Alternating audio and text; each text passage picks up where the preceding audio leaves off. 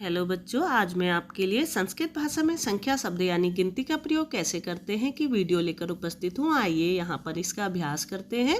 पहला है एक।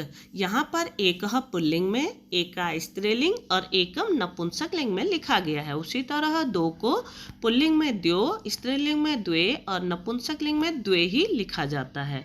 इसी तरह तीन को पुल्लिंग में त्रय, स्त्रीलिंग में तिस्र और नपुंसकलिंग में त्रीणि। चार को पुल्लिंग में चत्वारः, स्त्रीलिंग में चतस्र और नपुंसकलिंग में चत्वारी लिखा जाता है। बच्चों, यहाँ पर ध्यान रखने वाली बस ये है कि यहाँ पर 4 तक का ही लिंग के अनुसार परिवर्तन होता है। 5 से आगे की संख्याओं में लिंग अनुसार परिवर्तन देखने को नहीं मिलता है। यहाँ पर आप संख्याओं का प्रयोग केवल एक ही लिंग में कर सकते हैं।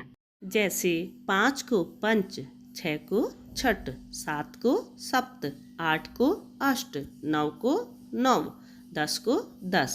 इस तरह से आप यहाँ बिना लिंग परिवर्तन किए केवल एक ही लिंग में इन संख्या शब्दों का प्रयोग कर सकते हैं। अर्थात 1 से लेकर 4 तक ही लिंग का परिवर्तन होता है।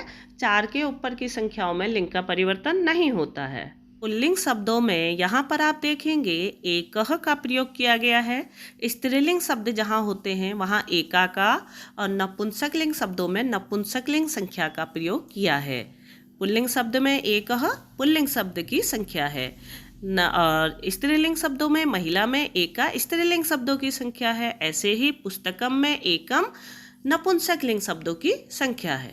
इसे और अधिक विस्तार से समझते हैं। देखिए, यहाँ पर पुल्लिंग शब्दों में, फिर स्त्रीलिंग शब्द में और नपुंसकलिंग शब्दों में हमने संख्या शब्दों का अलग अलग प्रयोग किया है। जैसे पुल्लिंग में एकः नरः अस्ति, स्त्रीलिंग एका महिला अस्ति और नपुंसकलिंग में एकम चित्रम अस्ति। इसी तरह पुल्लिंग में द्यो बालकः स्तः, स्त्रीलिंग में द्वे बालिके स्तः और नपुंसकलिंग में द्वे नेत्रे स्तः। इस तरह 3 के लिए त्रय अश्वः सन्ति, तिस्र माला सन्ति, त्रीणि पुस्तकानि सन्ति। 4 के लिए चत्वारः शुकाः सन्ति, चतस्र चटकाः सन्ति, चत्वारि व्यञ्जनानि सन्ति। 5 पंच कुक्कुरा सन्ति, पंच नौका सन्ति और पंच फलानी सन्ति। तो यहाँ आप देख रहे हैं जी, 4 तक का हमने पुल्लिंग, स्त्रीलिंग और नपुंसकलिंग सब में अलग अलग संख्याओं का प्रयोग किया है, लेकिन 5, 6, 7 और 8 इस तरह से एक ही संख्या का प्रयोग किया गया है। उदाहरण देखते हैं। एषः एकः विद्यालयः अस्ति। विद्यालय पुल्लिंग शब्द है, इसलिए एकः पुल्लिंग संख्या है। विद्यालय एकम उद्यानम अस्ति। यहाँ पर उद्यान जो है नपुंसकलिंग शब्द है, इसलिए एकम भी नपुंसकलिंग है।